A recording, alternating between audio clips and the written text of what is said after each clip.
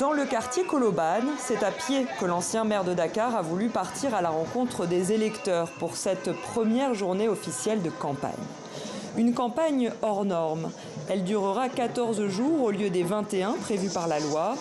Et fait inédit, elle se tiendra en plein mois de Ramadan dans ce pays à majorité musulmane. On va adapter notre campagne. Peut-être qu'elle sera nocturne ou en tout cas ce sera par ce biais-là. Mais c'est vraiment, on nous impose une campagne exceptionnelle et spéciale, mais on s'adaptera. L'essentiel pour nous est de communier avec les populations. Du côté des militants, c'est le soulagement. Ils s'étaient préparés à battre campagne début février, avant le report de la présidentielle. Alors même si la nouvelle date d'élection, très proche, les a pris de court cette semaine, ils se réjouissent du lancement de la campagne.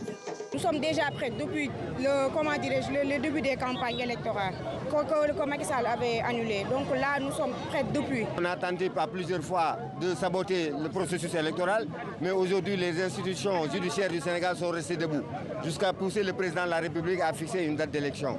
Maintenant, nous y allons, malgré toutes les difficultés que nous allons rencontrer dans cette élection-là, mais avec la ferme conviction que nous y sommes, nous y allons, nous gagnons. Ils sont 19 à briguer le fauteuil présidentiel. Leur candidature a été validée par le Conseil constitutionnel avant le report.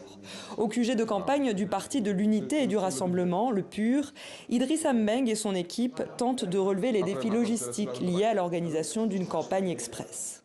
On attendait 21 jours, on donne 15 jours.